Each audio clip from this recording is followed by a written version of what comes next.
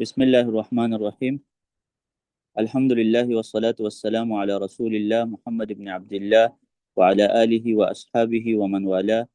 أما بعد فأعوذ بالله من الشيطان الرجيم. بسم الله الرحمن الرحيم. رب اشرح لي صدري ويسر لي أمري واحلل عقدة من لساني يفقه قولي. الحمد لله سبحانه على نعمه السابغة الشاملة، وأشهد أن لا إله إلا الله وحده لا شريك له شهادة بالنجاة من الأهوال كافة، وأشهد أن محمدا عبده ورسوله ذو الأوصاف الجميلة الكاملة، صلى الله عليه وسلم وعلى آله وصحبه ومن ناصره.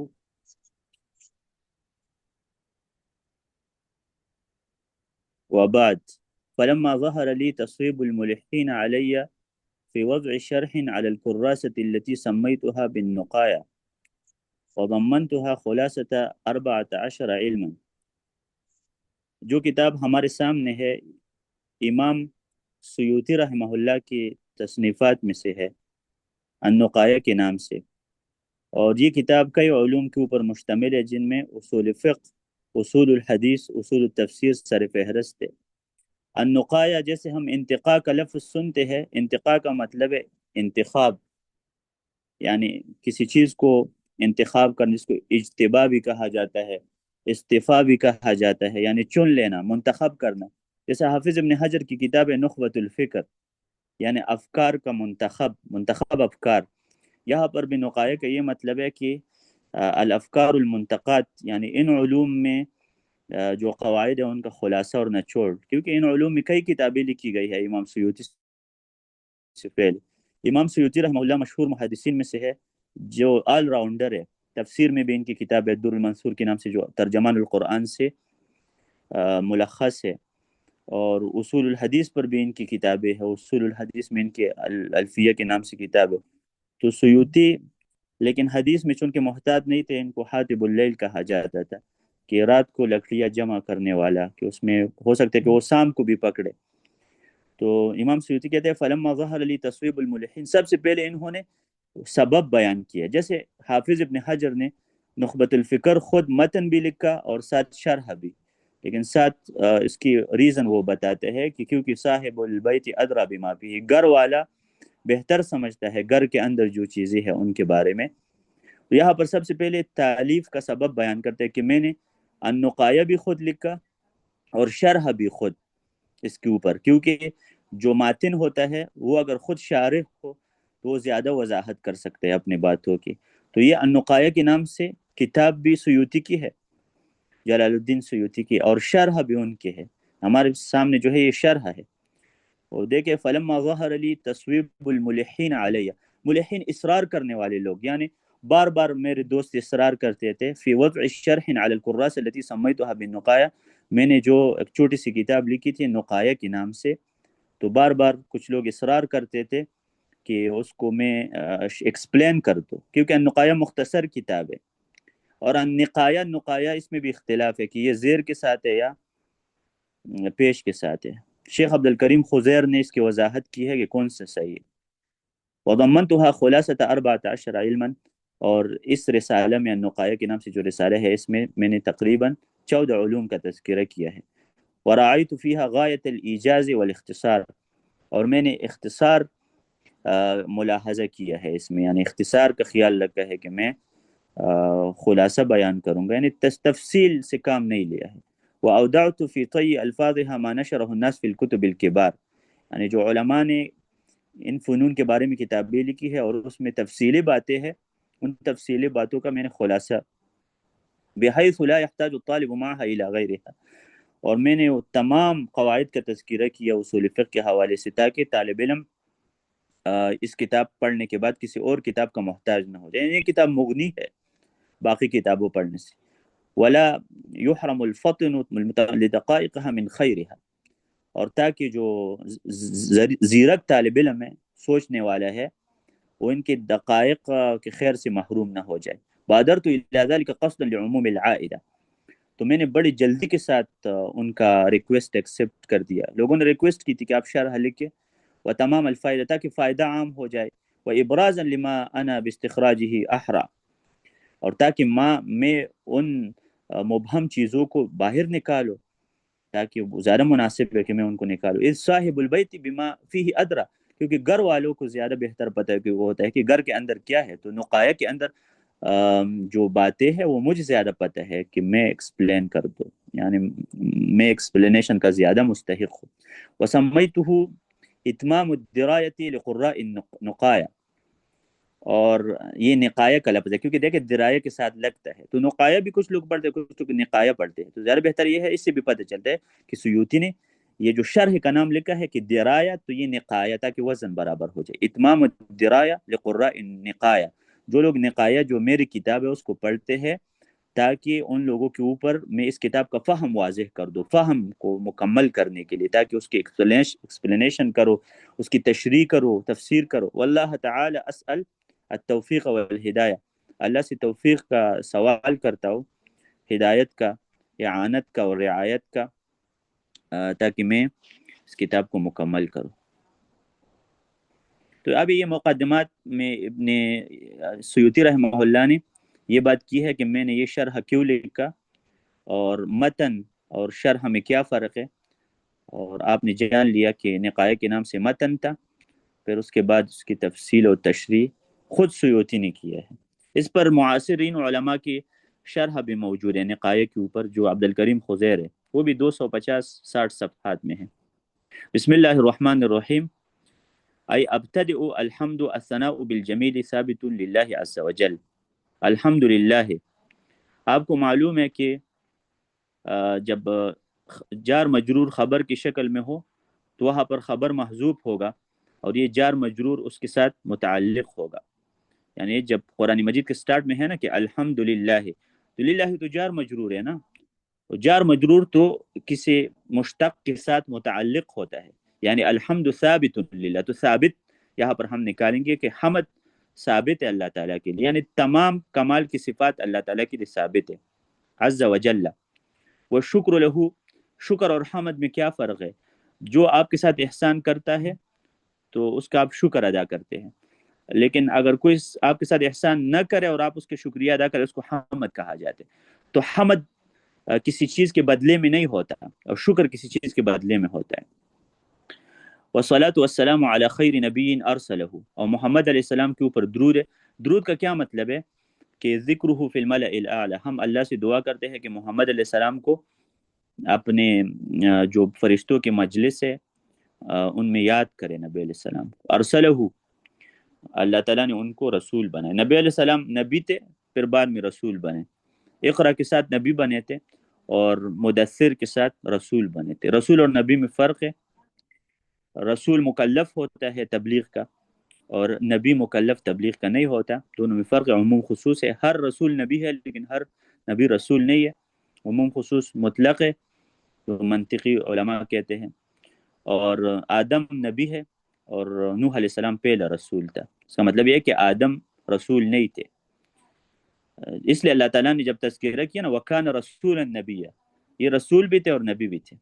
هذه نقایا، نقایا ابھی کہتے ہیں بضم النون، اوپر سے نام سے تو پتہ چلتا تھا کہ یہ زیر کے ساتھ ہے، لیکن کہتے ہیں یہ نون کے پیش کے ساتھ، یعنی نقایا پڑھیں گے۔ نقایا کا مطلب ہے منتخب، علوم سے منتخب باتیں، یعنی منتخب قواعد، اصول حدیث میں جو قواعد منتخب ہے، سلیکٹڈ، اے خلاصۃ مختارۃ من عدت علوم، یہ خلاصہ ہے، سلیکٹڈ ہے، یہ میں نے چوز کیا ہے مختلف علوم سے، 14 علما، آپ کو پتہ ہے مفسر کو 14 علوم کی ضرورت ہے، جن میں سے لغت عربی کی 7 علوم ہیں، 7 علوم عربی کے متعلق ہے اور 7 علوم باقی ہے، تو یہ 14 علوم ہر مفسر کے لیے ضروری ہے، بلکہ مفتی کے لیے بھی ضروری ہے۔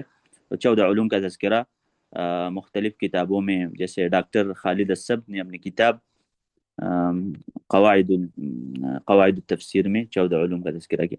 یحتاج الطالب الیہا ویتوقف کل علم دینی علیہا، یہ وہ علوم ہے جو طالب علم ان علوم کا محتاج ہے، اور ہر دینی علم ان کے اوپر موقوف ہے۔ اذ منها ما هو فرض عین، 14 علوم میں سے کچھ فرض عین ہے، وهو اصول الدین والتصوف، وہ اصول الدین اور تصوف ہے، یعنی عقیدے کے مسائل سیکھنا فرض عین ہے۔ مرد اور خواتین ہر گھر میں جو ہر فرد ہے ان کے اوپر فرض ہے کہ عقیدے کے مسائل سیکھے، کہ اللہ ایک ہے، محمد صلی اللہ علیہ وسلم اللہ کا آخری پیغمبر ہے. تو یہ اصول الدین یہ فرض عین ہے. فرض عین یہ ہے کہ ہر فرد کے اوپر فرض ہے. فرض کفایہ جو باقی علوم ہے، اصول فقہ سیکھنا یہ فرض کفایہ ہے، فرض عین نہیں ہے. اگر گھر میں ایک بندہ بھی اصول فقہ سیکھے کافی ہے. ومنها ما هو فرض کفایہ، ان علوم میں سے کچھ فرض کفایہ ہے، جیسے جنازے کی نماز ہے، کچھ لوگ اس میں شریک ہو جائے تو باقی کے اما لذاته وهو التفسیر والحدیث والفرائض. جو فروض کفایہ علوم ہے وہ بھی دو قسم کے ہیں. لذاته فرض کفایہ ہے، یعنی خود وہ علم مقصود ہے، جیسے تفسیر کا علم خود اللہ کا مقصود ہے. حدیث کا علم، فرائض، فرائض سے مراد میراث کا علم ہے.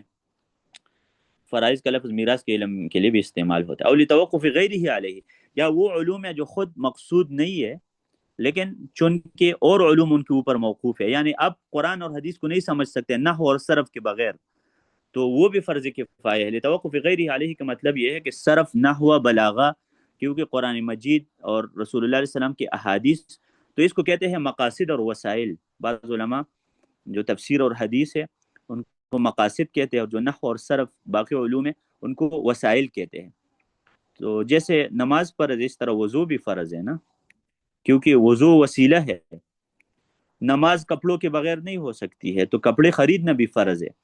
لیکن یہ کپڑے بذات خود یہ مطلوب نہیں ہے، لیکن نماز کے لیے تو پھر مطلوب ہے. وہ الاصول والنحو وما بعدهما، یعنی وہ علوم جو خود لذاتی ہی فرض کفایہ نہیں ہے لیکن چون کے تفسیر اور حدیث ان کے اوپر موقوف ہے، جیسے نحو اور صرف ہے. نحو اور صرف کے بغیر لوگ کہتے ہیں مولویوں نے ہمارے لیے کیا کیا. تم تو، آپ کو تو پتہ نہیں ہے کہ الحمدللہ، الحمد دال کے اوپر پیش کیے.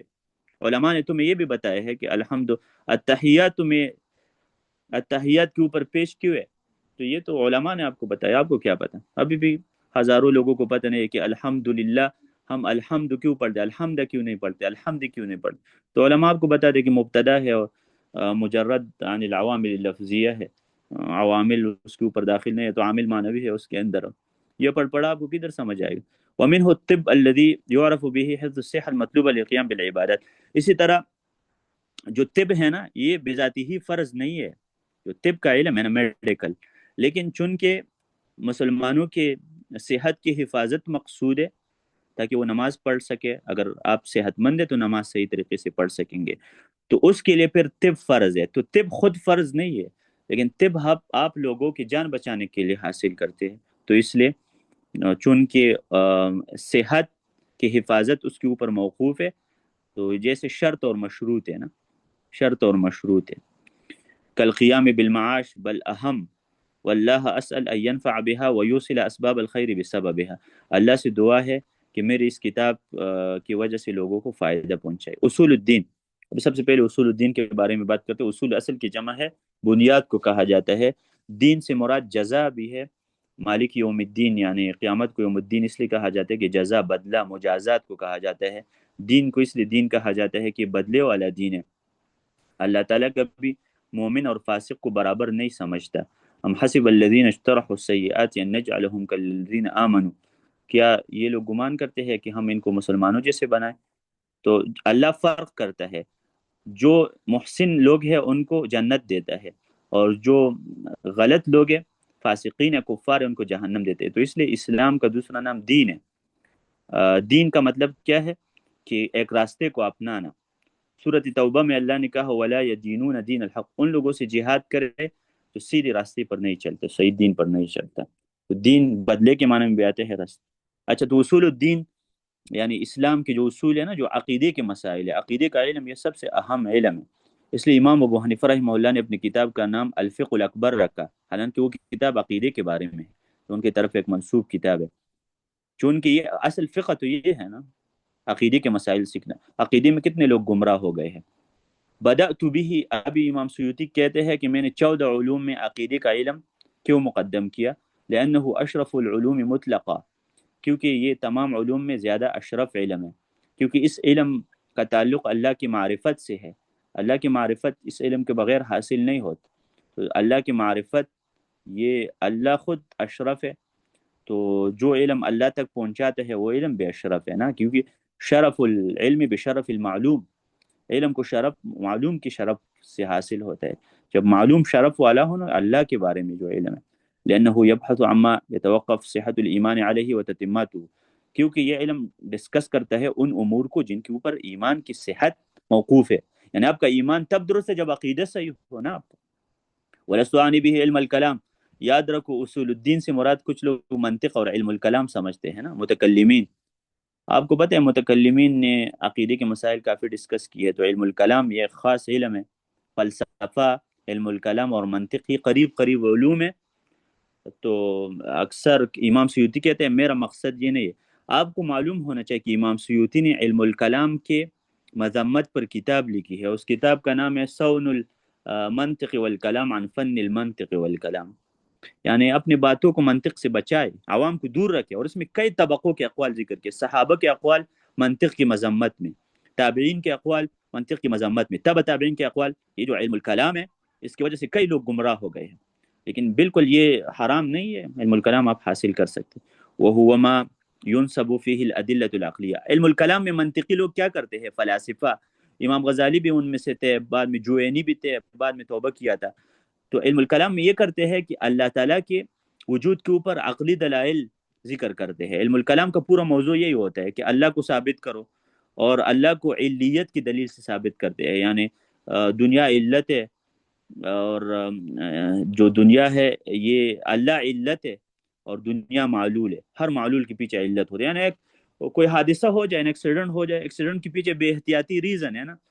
تو اللہ تعالیٰ کو منطقی اور علم الکلام تو اس طرح عقلی دلائل سے دنیا محدث ہے، اور ہر محدث کے پیچھے محدث ہونا چاہے تو اللہ محدث ہے، اور عقلی دلائل پیش کرتے ہیں جیسے ملحدین کے خلاف ہم پیش کرتے ہیں.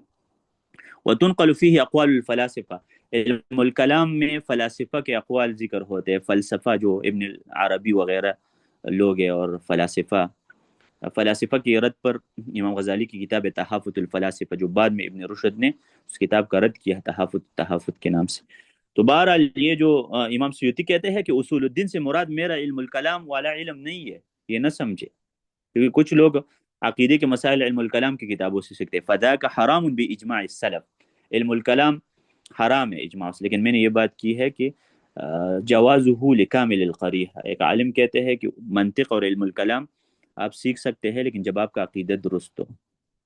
تو قبل كل شيء أنت تركز على عقيدتك وتتعلم وتدرس كتب العقيدة. فإذا درست كتب العقيدة بعد ذلك تتطرق إلى قراءة كتب علم الكلام والمنطق كابن تيمية رحمه الله. ابن تیمیہ رحمہ اللہ نے دیکھے علم الکلام بھی پڑھا لیکن علم الکلام کا رد بھی کیا، کیونکہ ان کا عقیدہ درست ہے. نص علیہ شافعی رحمہ اللہ.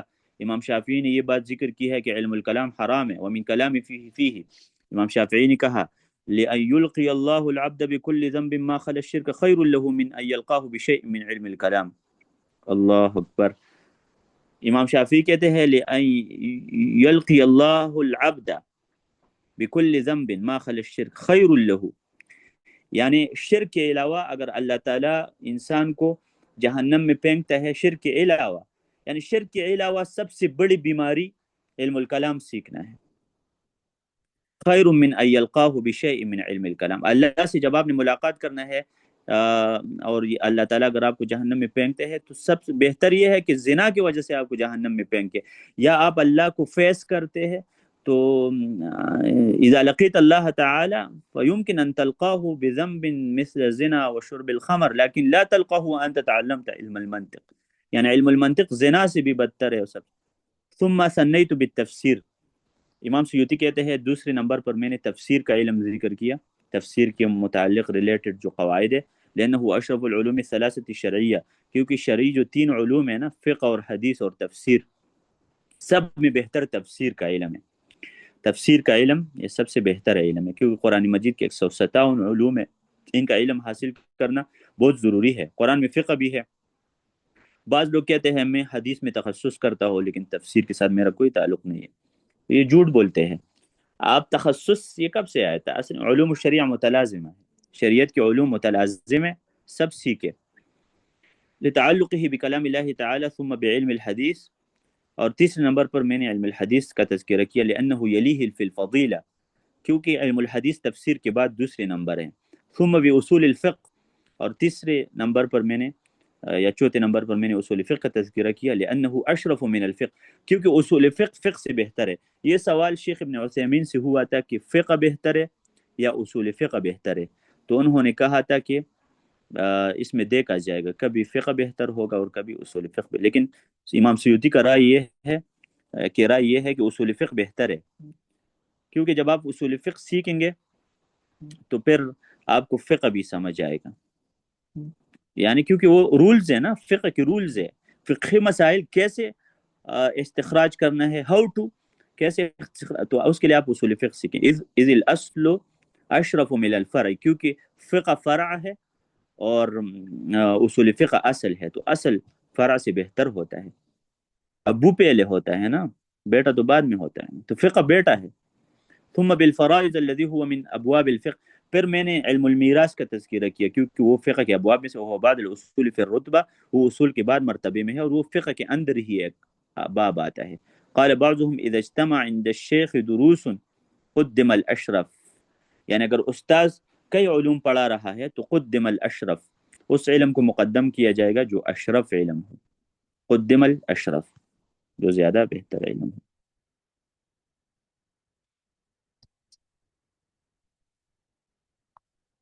جی شیخ ذیشان ہمارے ساتھ موجود ہے؟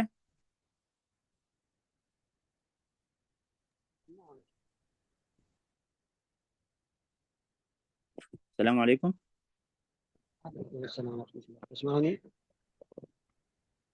جی خیریت سے ہے آپ؟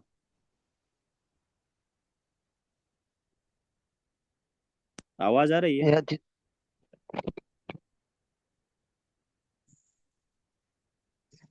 جی آواز آ رہی ہے آپ کو؟ جی آواز آ رہی ہے۔ کیسے ہے آپ؟ خیریت سے ہیں؟ جزاک اللہ خیر۔ اچھا انشاءاللہ وہ زوم کا ٹائم ہی کم ہوتا ہے نا، تو میرے خیال میں 5 منٹ رہتے ہیں، اس میں آپ خلاصہ بیان کریں، جو ہم نے پڑھا اس کا خلاصہ آپ بیان کریں باللغت العربیہ، صح؟ طيب إن أردت ذلك جی یا اردو میں بیان کرے اگر، کیونکہ ہمارے اکثر یہ اسٹوڈنٹس عربی کو نہیں سمجھے، اردو میں بیان کرے خلاصہ آج کے درس کا۔ طيب، تو اس کتاب کے ابتدا میں ایک